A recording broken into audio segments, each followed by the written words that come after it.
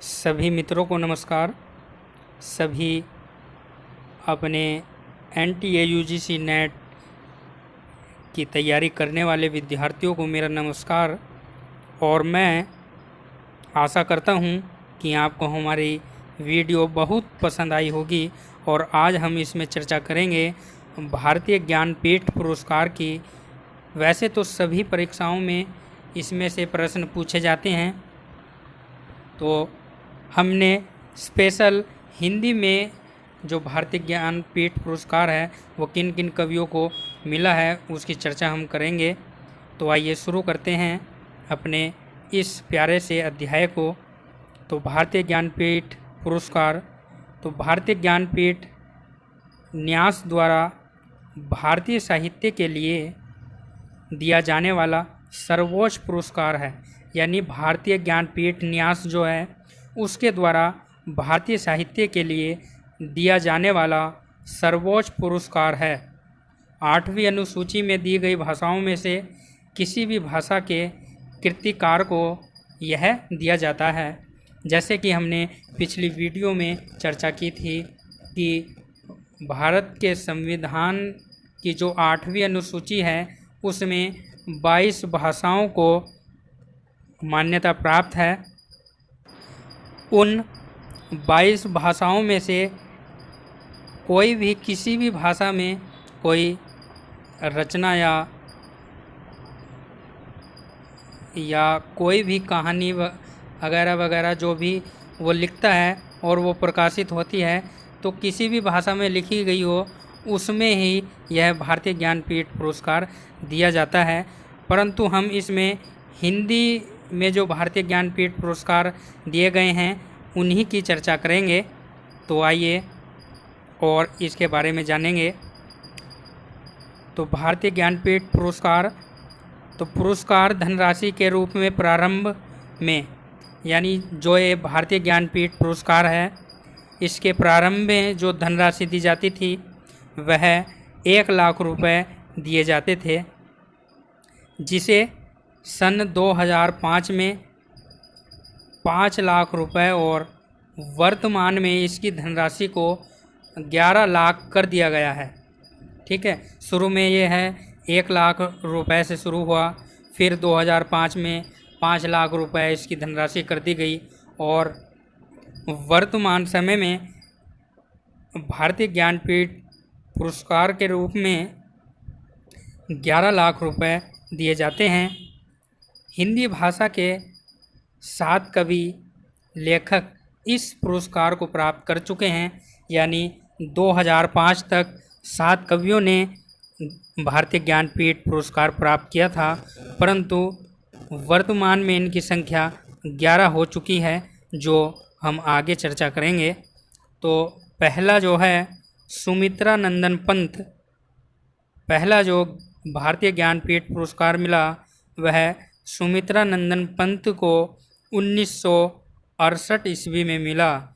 यानी 1968 में सुमित्रा नंदन पंत को भारतीय ज्ञानपीठ पुरस्कार मिला।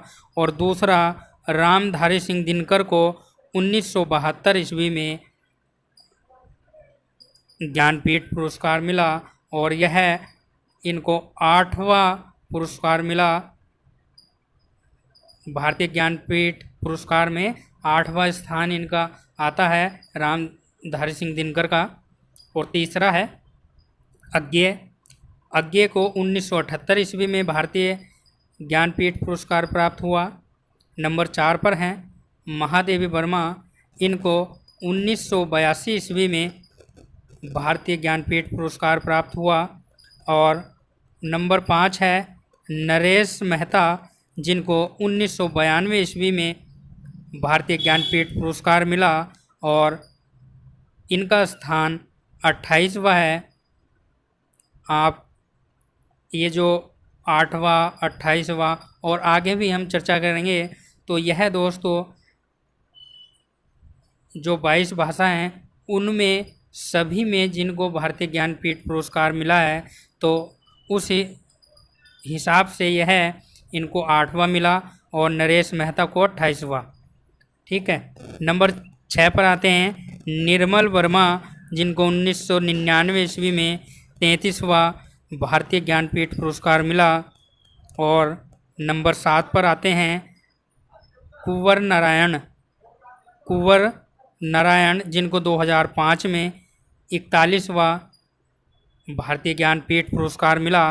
और नंबर 8 पर हैं अमरकांत, जिनको 2009 में 45वां भारतीय ज्ञानपीठ पुरस्कार मिला। और नंबर 9 है श्रीलाल शुक्ल, जिनको 2009 में 45वां भारतीय ज्ञानपीठ पुरस्कार मिला। तो इनको एक साथ ही हिंदी में भारतीय ज्ञानपीठ पुरस्कार प्रदान किया गया था। किस किस को? अमरकांत को और श्रीलाल शुक्ल को 2009 में 45वां जो है इनको भारतीय ज्ञानपीठ पुरस्कार प्राप्त हुआ था। नंबर 10 है केदारनाथ अग्रवाल, इनको 2013 में भारतीय ज्ञानपीठ पुरस्कार प्राप्त हुआ। और नंबर 11 है कृष्ण सोबती, जिनको 2017 में भारतीय ज्ञानपीठ पुरस्कार मिला। तो यह 11 की संख्या है हिंदी में जिनको भारतीय ज्ञानपीठ पुरस्कार मिला है उनकी संख्या कितनी है? 11 है। तो यह सारी बातें, सारे कवि आपको याद रखना है, इनका कालखंड याद रखना है कि किस कवि को कौन से सन में भारतीय ज्ञानपीठ पुरस्कार मिला। अब आगे हम और कुछ बिंदु पर प्रकाश डाल लेते हैं। तो इन 4 कवियों को भी भारतीय ज्ञानपीठ पुरस्कार दिया गया। वर्तमान में हिंदी में कुल 11 कवियों को यह पुरस्कार दिया गया। हाँ जी दोस्तों, 2005 तक इनकी संख्या 7 थी और 2005 के बाद 4 कवि और बढ़े हैं और 4 कवि को भी यह भारतीय ज्ञानपीठ पुरस्कार प्राप्त हुआ है। तो कौन कौन से हैं?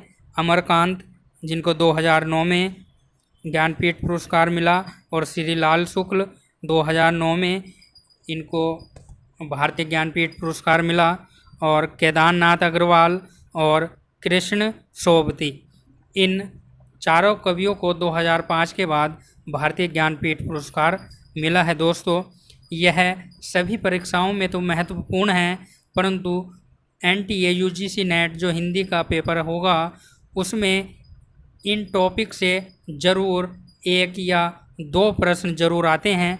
तो यह 6-7 मिनट की वीडियो आपको 5 या 6 अंक आपको दिला सकती है UGC नेट में। तो आपको इन सभी को याद करना है दोस्तों।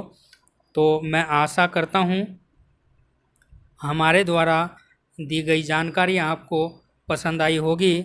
तो मैं फिर से आपसे अनुरोध करता हूँ कि आप हमारे चैनल को हमारा मनोबल बढ़ाने के लिए हमारे वीडियो को लाइक करें, शेयर करें और हमारे चैनल को दोस्तों सब्सक्राइब करें। आज के लिए इतना ही दोस्तों, धन्यवाद।